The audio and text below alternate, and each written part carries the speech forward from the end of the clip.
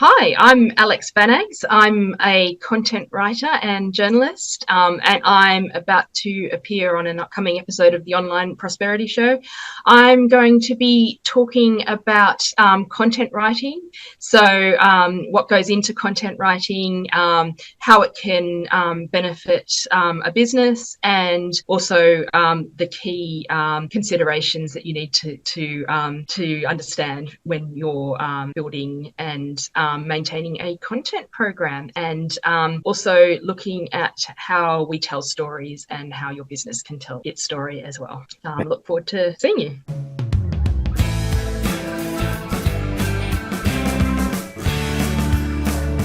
Now, ladies and gentlemen, welcome to yet another exciting episode of the Online Prosperity Show. I'm your host, Taruvinga, and today we have a remarkable guest joining us. Alex, how are you doing today? Yeah, I'm great, thank you. Yeah, sun is out and shining, and ready for another day. So yeah, good to be here. Fantastic. I'm really excited to have you on the show, not only because of what you do, but I'm a big fan of your work. And for those that are watching right now, you will get to understand why, because Alex has over 15 years of experience as a journalist, content writer, copywriter, and editor. And she's also navigated through the intricate worlds of the financial services, pharmaceuticals, healthcare, HR, aviation, and education. Now, she's not only just a wordsmith, she's also a storyteller who uncovers the fascinating narratives with the technical and complex industries that we come across every single day. So whenever you read stuff in the press or stuff in in the media, there's people like Alex that make it easy for us to understand all these complex industries and make it palatable for everyday people like you and me. Now, let's just dive into what Alex has been up to, her journey, and actually discover her insights when it comes to content writing. Now, Alex, I could go on and on about your accolades and everything else that you have done. Just give us a glimpse into what actually drove you into becoming a journalist and a content writer. So I started out as a journalist, as you said, a number of years ago. And I had a great time working as a financial journalist, particularly in my 20s. I interviewed a lot of interesting people, covered a lot of interesting stories. But then it sort of got to the point where, I wanted to do something a bit different. Plus, the digital age was happening and a lot was changing in the world of journalism as well. And so I started working in what was sort of, I guess at the time, a kind of burgeoning field, which was content writing. And I found it really interesting. And I started working with businesses. So I worked with businesses, both large and small, basically to help craft their stories. Using some of that journalist background, not only the writing, but also just being able to spot a story. So that sort of when you're a journalist, it's your job to sort of uncover information, but take that information and, as you said, make it into a narrative, into a story that grabs people's attention. And I found that it was actually really rewarding working with business owners and people within companies to do this, because quite often they were sitting on really interesting information that their audience want to know, but they just needed a bit of help to actually work out how to craft that in a way that was compelling for people to read. And so I've been running my own business for coming up to 5 years now. And yeah, it's been really interesting. As you said, I've worked across a range of different industries. I work with, different types of businesses. And I still do a little bit of journalism work here and there too, just to sort of keep my toe in that. So that's how I got into content writing, originally. And I've really enjoyed the variety of working on different things and with different types of clients. So it's been really rewarding. I can only imagine, because I'm like I say, the proponent of the work that you have done. you wrote Mhm. a very amazing article, that you quoted me on AI, and that has gone on to get us, 5 inquiries, three of which have turned into customers. And I can only imagine, maybe the satisfaction that your clients get when you've written stuff for them. But before we get into the nitty gritty of all of that, you see, every young girl maybe aspires to be a princess, or maybe a doctor if they're very crafty, or a lawyer, or things of that nature. Why journalism?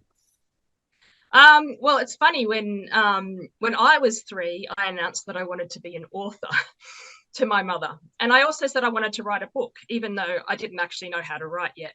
So my poor mum had to, I had to dictate the book to her, and she had to write my book. So I guess that shows that I have been interested in stories and in writing from a very young age. So it's always just been, a passion of mine. I'm also, reading, writing, and I grew up on just inhaling all the stories I could find. So I guess when it came to, it's very hard when you leave school, I guess, to know what you want to do. I think we all know that. Probably a lot of people, take a bit of time to work out what it is you want to do. You can't know that from age 17, right? And so I went to uni and studied journalism and communications, and ended up with an internship in that, and it was just that's sort of how it happened. And I found out that I really liked it for the reasons I've mentioned. I liked the storytelling aspects and the writing, and so that just became my career. And I ended up in finance journalism, even though I didn't come from a finance background. I'd never thought that I was going to go into finance, considering that I come from a family. My dad was an accountant, my mum was a maths teacher, and so I was sort of the rebel of the family by becoming a writer. And then of course I ended up in financial journalism. So but and I found that was, a lot of people think that financial journalism is about, they say, oh, I was never good at maths, I couldn't be a financial journalist. But actually it's about the same fundamentals. It's still about stories, it's still about people. It's not really, you don't really have to get all that technical, because as a journalist you're not the expert. A lot of people sort of get that a bit confused. You're the expert in talking to other people and getting information out of other people and shaping that information. You're not the one who has to do all the finance work yourself. You're talking to other people about their jobs. So yeah, and I've never regretted that decision. I mean, it's been a bit of a ride in journalism, as I mentioned, because obviously when the digital age came along, and a lot of print publications kind of had to really adjust, and a lot of journalists have had to adjust to to a lot of change in the industry. Pivot, as the terms become. But actually it's been really good for me, in particular, to have sort of a whole lot of different things to do and different strings to my bow. So doing the more commercial work and the journalist work as well has been a really nice mix. So yeah. Fantastic. I quite like how, at the age of 3, you already knew what you wanted to do, and things like that. I've got a three-year old in my household, and I can't even get her to eat breakfast. So I can only imagine the smarts that you had at that particular time. And also the fact that mom was there to support you with whatever it is that you sort of wanted. How important is it, especially when somebody has a passion like you had, to have the people around you support you no matter what it turned out to be? Because so many people would have followed a route that society sort of expects them to become. Like you said, your parents were in these C-suite type roles, and you went on and became an artist or a writer, which was far from what it is that they had. Yeah, I think it is really important to to have that support, and that encouragement, and to sort of, I guess, let uh, you know I was allowed to sort of discover it a bit for myself and the path I wanted to go down. And, you know, I've got young children as well. And that's something that I'm always conscious of as well, is just, you know, letting them kind of try to find their own path. And, you know, it's a really, I think, a fine line between, you know, that encouragement and giving them a bit of a push when they need it, versus letting them kind of find out things for themselves. And you know, and so I've been so conscious of that to the point where, you know, I went to my daughter's parent-teacher interview, and her teacher said to me, "Oh, she seems to really love writing," and I was like, oh, this is funny, because I'd gone the other way, in that I had been so conscious of, you know, being very different to my parents and how supportive they were of me, following a different path to them, that I deliberately tried not to push her down the same path as me. And it turns out that she does have a lot of the same interests and talents as me, you know, good old genetics. You know, so that was really interesting. So, yeah, no, you're definitely right. It definitely really helped to get that encouragement and that support, even if they didn't quite understand what it was that I was, you know, wanting to do, or it wasn't something that they would have picked to do themselves. Yeah. Fantastic. And obviously, you know, at that sort of tender or young age, you would have been inspired by either some stories that you would have read or some role models that you would have come across, you know, that really anchored it for you, that I think writing is the way to go. And, you know, looking at what you are now doing for your daughter, who is also now, you know, sort of following in your footsteps, as they say, the apple doesn't really fall that far from the tree. Did you maybe, or can you point to some sort of role models or people that were in a distance that you saw and you saw yourself in them? Because I think representation matters. Yeah, I mean, for me, there was there are a lot of different role models as well that were maybe not just my parents. I mean, I you know, mentioned I loved reading, so reading books when I was a kid. You know, I absolutely love stories, and I read just a lot of classic stories. I always loved a good story. You know, I loved Dickens when I was a kid. I loved Agatha Christie. You know, all these books that were, I guess, very important in my formative years, as a sort of, you know, kind of uh, helping me understand stories and understand the world through stories as well.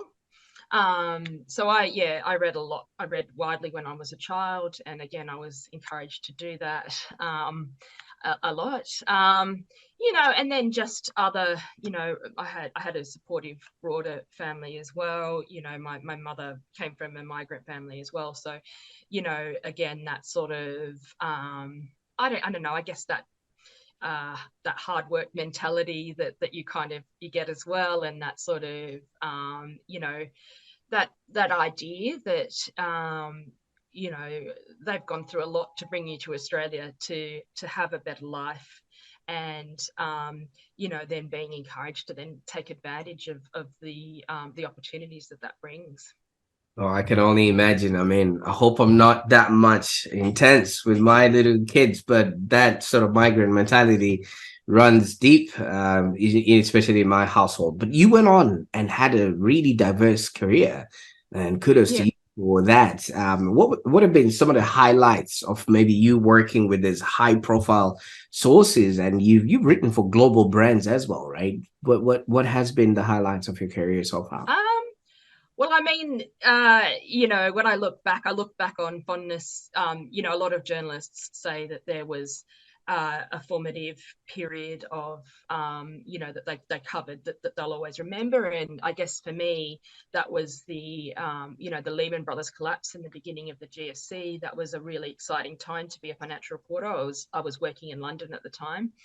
And on the day of the Lehman Brothers collapse, I actually had arranged for a meeting with a senior source at Lehman Brothers weeks before. It had been in the diary for a long time. And I kind of called him up in the morning that it had happened, and I said, "Do you still want to go to lunch?" And he said, "Yeah, I think my company credit card still works, so why not? It's better than sitting around here waiting for the sky to fall." So I went and had a chat with him, and the poor guy spent the whole time, just so worried about his team and what was going to happen to everyone, and all this kind of thing. And I look back and I think, well, I guess I was there at a turning point in history, because the effects of those events, as we know, echoed through much of the decade. And so I look back and I think, I was lucky to sort of be there at that time. And I think that reinforces, how exciting journalism can be at times. Obviously, it's not like that every day. There is a lot of days, more days where it's a slog than that. But I think that was a really a great thing to happen, and probably a testament to the value of building good contacts as well, in a more general sense. I think the fact that I'd had this sort of arranged for a while, and he was happy to come and just sort of have a chat to me, and just sort of shoot the breeze while things were happening was really good. So I look back on things like that as a journalist, and I think, oh yes, that's some of the more exciting times. But obviously,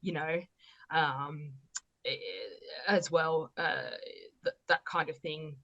Now I'm a bit older, and I've got more family responsibilities and stuff. That kind of I guess a high energy kind of reporting would be a bit more difficult for me to do anyway. So I'm glad that I got to sort of experience that kind of that kind of journalism when I was young. And actually, I really admire people who do real investigative reporting for their whole careers and are really passionate and really driven towards it, who and go on and do that for many years. There are really probably only a few that make it the whole way through. So but it was good that I sort of really enjoyed it for those few years in particular.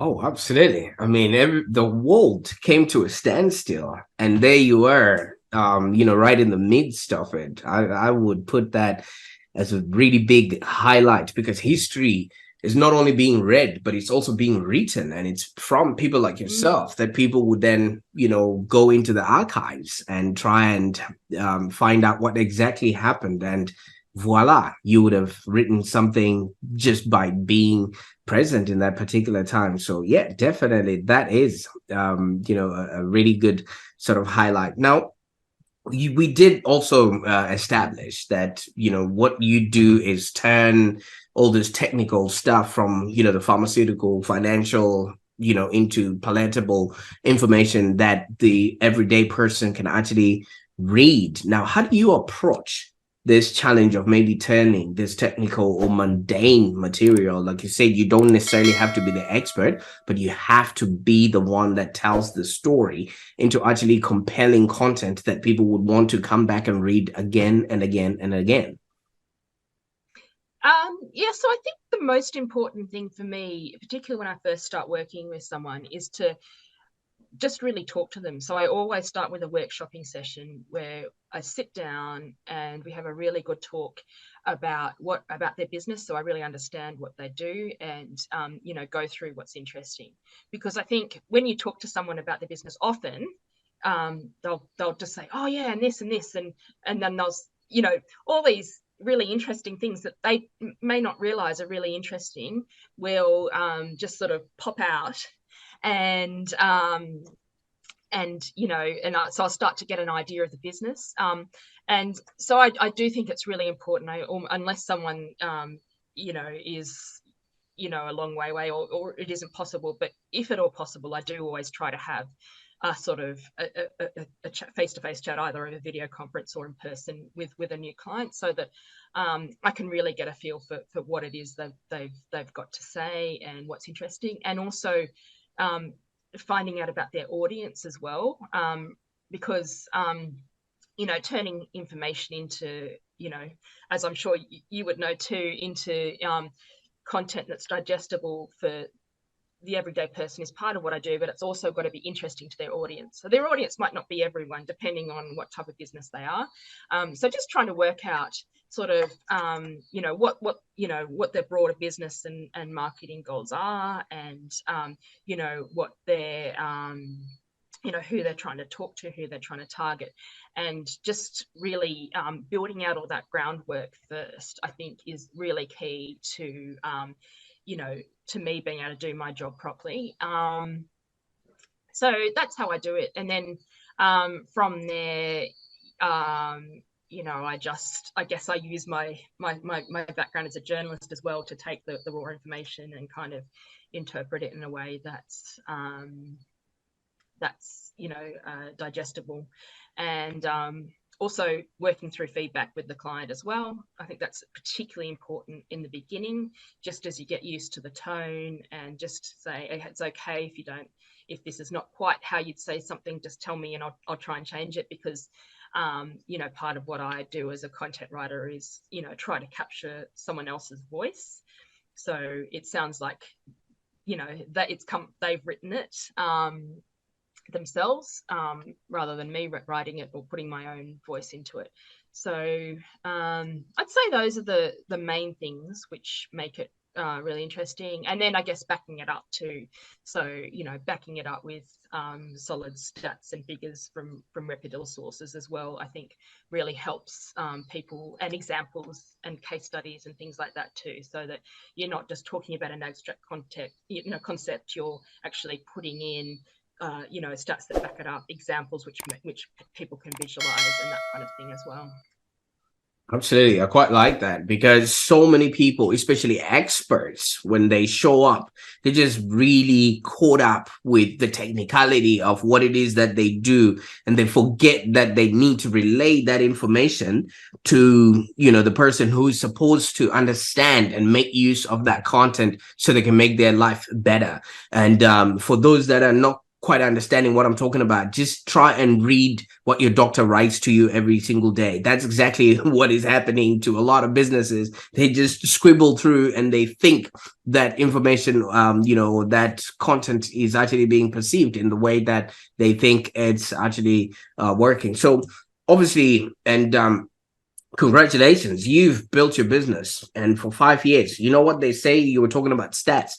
Not so many businesses go past the 3-year mark, and when they go past the 5-year mark, then they're officially what we call a business. So what is it that you have actually done, and what sort of strategies have you employed to first of all grow your business, especially considering the impact of what you say, that journalism was impacted by the coming of the digital age, and now we're also facing yet another elephant in the room in the form of artificial intelligence that's just lingering out there. How have you stood the test of time?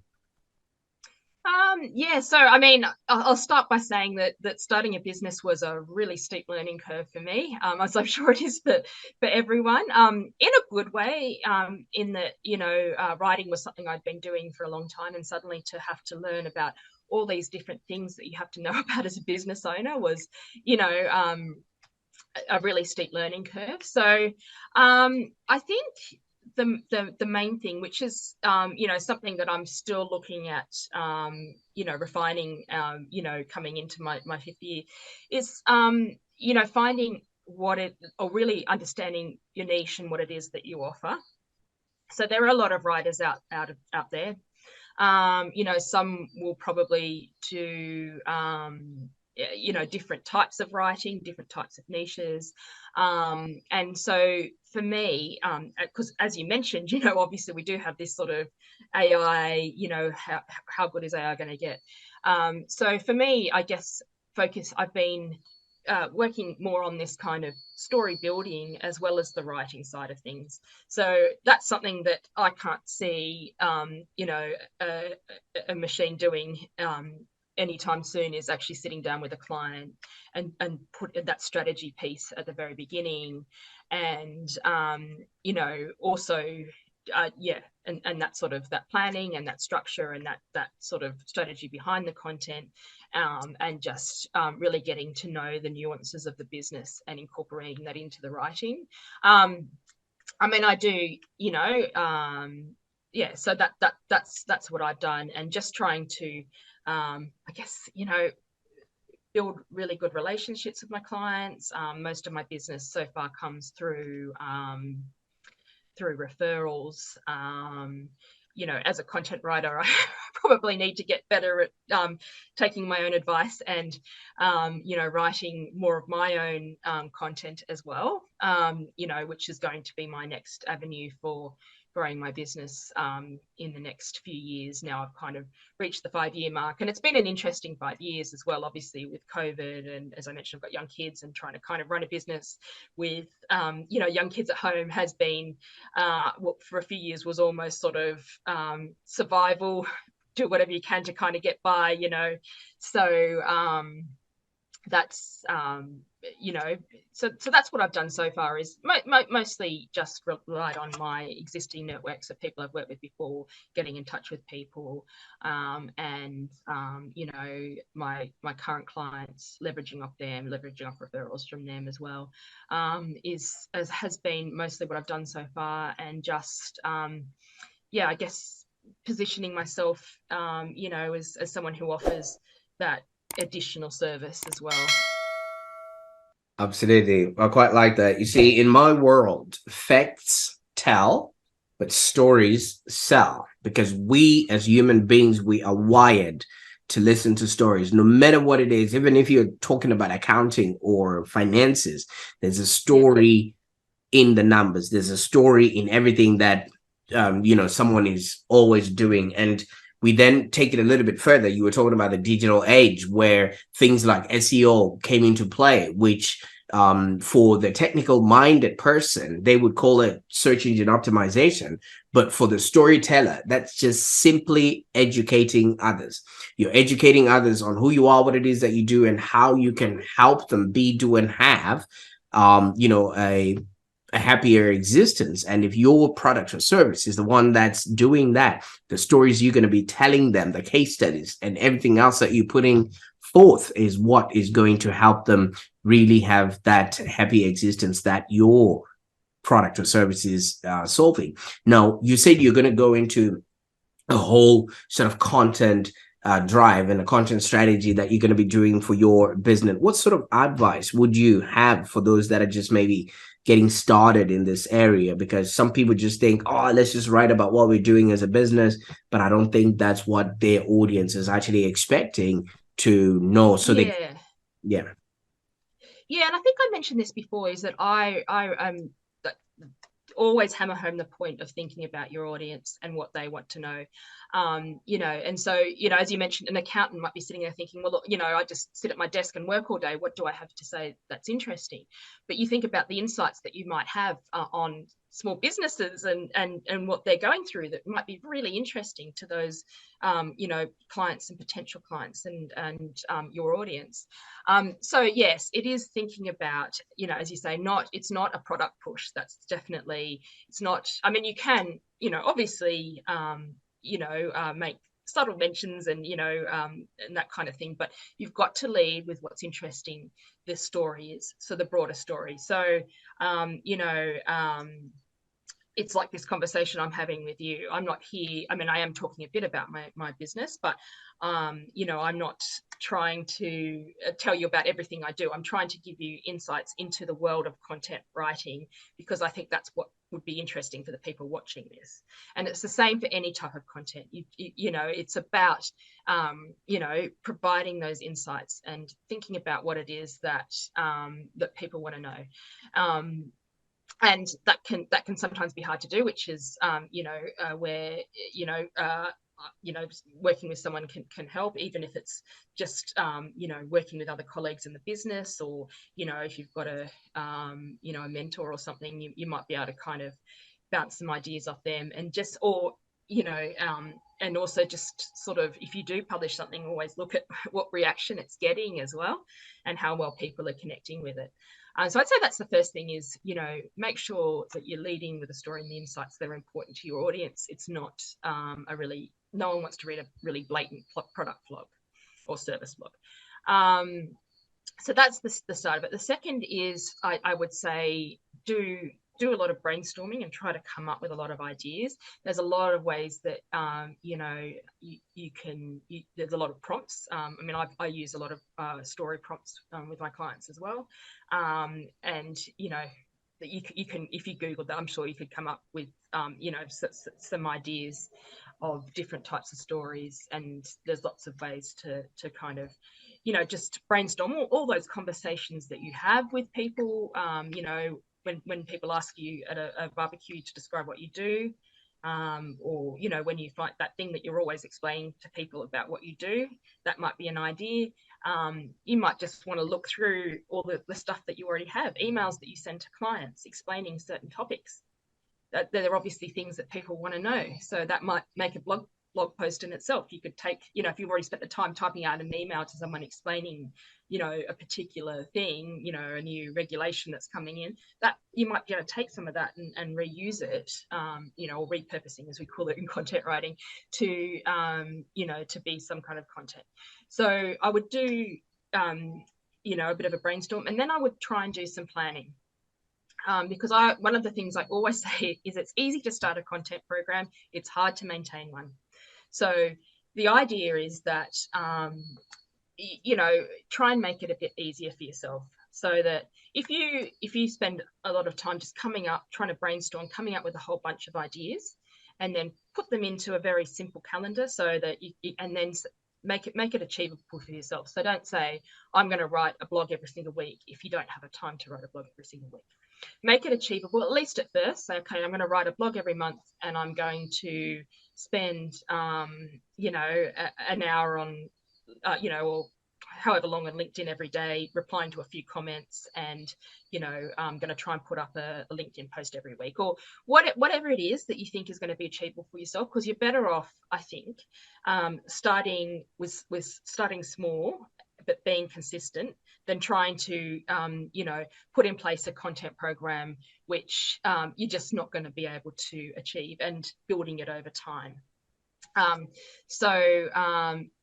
Once you've done that, so if you have a plan, got a whole bunch of ideas, and you've put them into a calendar and you plan them out, so you get to, okay, it's coming up to January, you come back from the holidays, and you're not, and instead of thinking, oh gosh, I've got to think about that blog, it becomes a mental burden. Whereas if you've already got a whole bunch of ideas planned out, then you don't have that mental strain of always feeling like you're behind. You feel like you're a bit in front. So that to me is the secret to maintaining a content program, is to just have that. You don't have to plan an enormous amount in advance, and you don't have to rigidly stick to your plan either. If something else comes up that you think is more interesting, you can easily slot it in. But just having that sort of I guess that back catalogue of ideas, so that it's a bit less of a strain on you all the time. And then think about also sharing the load across your business. If you've got, say, 3 partners, then and you're going to do a blog a month or 2 blogs a month, then that's a lot less work if you all share it, right? And then and you all commit to it, or you can also get your senior staff to as well. You can put it in their KPIs, so that it's kind of and then the more you do it, and the more that you do it consistently, and it just becomes a part of everything you have to do. It becomes like all the other tasks that you have to do. So that's what those are my main tips. Fantastic. I mean, content is king. And for those that are watching right now, you can tell Alexandra is the queen of content creation. She definitely knows a thing or two about, putting that in place. Now, if people would want to get into your world, or have an understanding of how you work with them, and maybe get, your services, what would be the best way that people can get a hold of you there, Alexandra? Yeah, so you can just yeah, you can just email me or give me a call. I don't know if you can provide my contact. I'm happy to provide my contact details for you. And I'm just happy to, you know, do a bit of an introductory session with you if you just want to do a bit of a brainstorming, even if you know, you might not have the, you might want to sort of keep it in-house for now if you don't want to outsource it just yet, but you know, having someone externally to at least do it, as I said, help you with a bit of a brainstorming session, you know, come up with those key pillars of, you know, what your expertise is and what topic areas you're going to be talking about and what your audience wants to read, and just trying to, you know, shape some of your ideas a bit, then that can be a really great way just to start off and just dip your toe in and just sort of get your head in order, rather than just sort of starting willy-nilly, as you mentioned before, and just kind of, you know, writing. And then, as I see often, you know, you'll probably all seen this, we go to someone's website and there's 2 really great blog posts from 2019 and nothing after that. And, you know, you kind of, you know, if you do that groundwork at the beginning, I think it's really worthwhile. So, yeah, I'd be happy to talk to anyone about, you know, doing a kind of workshop with them. Absolutely. And thank you so much for that. I'll make sure that all those details are in the show notes below so that people can actually get started to work with you. But just also to protect your time and your peace, what sort of people do you like working with, just so that you don't have a bombardment of everybody just running around to maybe get that workshop with you, and they might just end up not being an ideal sort of client? Look, I mean, as I mentioned, that there are certain industries that I've worked in more than others. I, you know, so I'm not particularly, you know, fussy about industries, but, you know, obviously anything that's more on the business, finance, professional services side of things is probably, you know, my sweet spot. Healthcare I've done a bit of as well. So, you know, would be particularly suited to those types of sectors. And just, I guess the main thing that I like to work with is people who are behind it. As I mentioned before, if you're going to start a content program, you know, I want to, you know, I like my clients to be successful, and um, so I like to work with people who are committed to making it happen. So, you know, if so, yeah, if you're sort of you know, you think that you can resource it, and you know, you can commit to making it happen, then that's my ideal client, is, you know, someone who I can really help, because I like to see results, and I like to you know, work with people who are behind it as a business. Fantastic. Now, Alex, it would be remiss of me to not ask you this. I mean, obviously, we've gone through the whole journey of who you've become, but this all started when you were 3, and you so wanted to be a writer. And just recently, you went into a challenge where you had to Yes. write a book in one day just to support other kids with cancer. Now, could you maybe walk us through how this experience has actually impacted you personally and maybe professionally? And has this actually been full circle, from you being that 3-year-old that always wanted to be an author? Yeah, definitely. It's been an amazing experience. I've done it for a couple of years now, but this is, you know, just to get that creative side going. I mean, I do write fiction as well. Generally, I write short stories, and I'm working on a couple of longer works as well. But this is such a great challenge. It's you know, what we do is we get people to sponsor us the same way as people get, you know, sponsors if they're running a marathon or that kind of thing, to raise money for the kids cancer charity. And we write a book in one day. So at 8 o'clock in the morning, we get a series of prompts. So we get some characters, some human characters, so and a theme and a setting. So this year we got a lion and a gorilla and a brother and a sister and a desert. So funnily enough, because I live on Sydney's northern beaches, and so we had them go through a wormhole into an alternative universe, which is like an animal kingdom, and Sydney Harbour is desert in this world. And the Manly Ferry, anyone who's been to Sydney's probably seen the Manly Ferry, the green and yellow, was pulled by camels.